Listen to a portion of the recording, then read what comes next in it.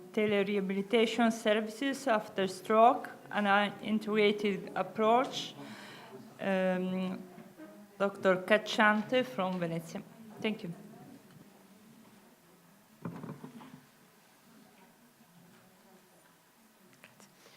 Good evening. I'm Luisa Cacciante, and I'm a speech therapist in San Camillo Hospital in Venice. And today I'm going to present you our project of telerehabilitation that aims to evaluate the feasibility of an integrated approach that involves speech and language, motor and cognitive treatments in patients with stroke, ischemic stroke, after they discharge from the hospital. And I'm focusing on speech and language telerehabilitation. So it is known that intensity and frequency of therapy are key predictors for outcome, but on the other hand, research limitations prevent the administration of speech and language, motor and cognitive treatments at the required intensity, especially for language rehabilitation. Moreover, patients who live in remote areas have great difficulty to access to services and spend a lot of time traveling. So telerehabilitation is configured as a good alternative way of delivering speech and language, motor and cognitive treatments with high intensity and frequency, reducing costs and patients' hospital permanence and increasing their satisfaction levels. Our study is a pilot multicentric one that involves 8 research institutes, and we provide teletreatment to patients with ischemic stroke. The inclusion criteria are that patients ranging from 18 to 80 years old have suffered an event in the last 18 months. And we deliver 20 hours of telerehabilitation, 1 hour for 3 times a week for 6 weeks, depending on patients' needs. So there's a speech and language, motor or cognitive treatments. We evaluate pre and post treatment of patients, and we, at the end of the protocol, we deliver these questionnaires to assess satisfaction, usability, and acceptance of patients. For the evaluation, we assess patients with these tests, and for language function, we evaluate patients with the Acner aphasia test. We consider mental illness, dementia, and recent fractures and former acquired brain injury as exclusion criteria. In particular, for speech and language treatment, we are one of the few centers that provides speech and language telerehabilitation using a virtual reality rehabilitation system, workstation, connected via internet and placed in patient's home. So we give to patient a tablet with some devices, and patient takes it to home. And with our workstation, we are able to take the control of patient's tablet and help him in the execution of the exercises. For language treatment, all of the exercises are based on script training for lexical retrieval, with a valid system of feedback that allows patients to self-correct. This design will help familiarize users to new technology and to provide opportunity to gain better outcomes, taking advantages for the same opportunities given from new technologies. For example, the interaction with touch screen and writing on a paper have the same characteristics, and we can obtain the same benefits. An example of one of the most complex exercises is shown here, and it divides the comprehension, processing, and production phases of a single word.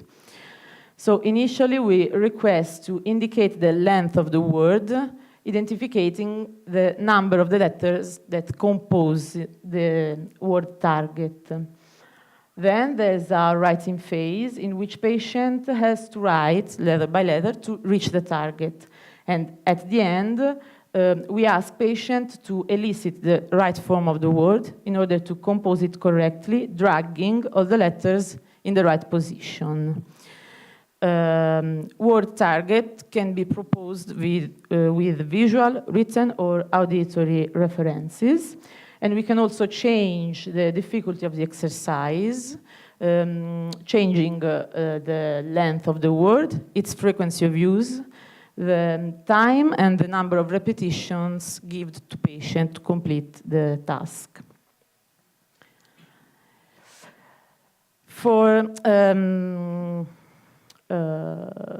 For language telerehabilitation, we can observe that this type of exercise doesn't exclude people with severe impairment.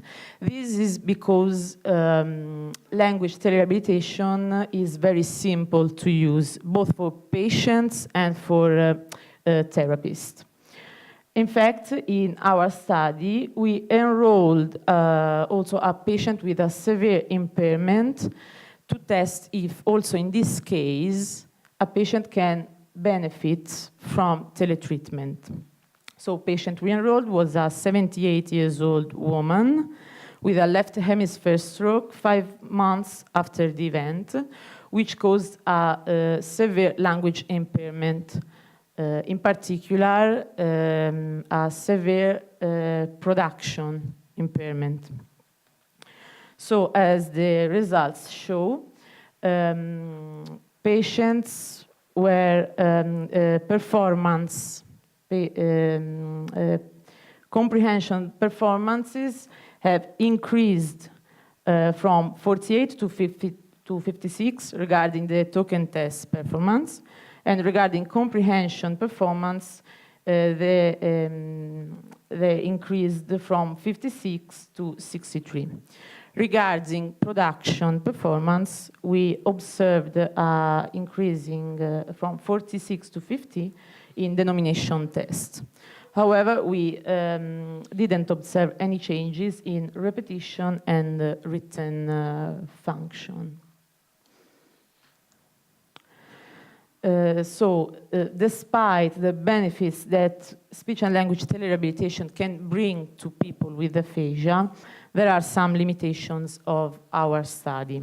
One of that regards the inclusion criteria. In fact, we evaluate cognitive function with the Montreal Cognitive Assessment to include patients in the protocol.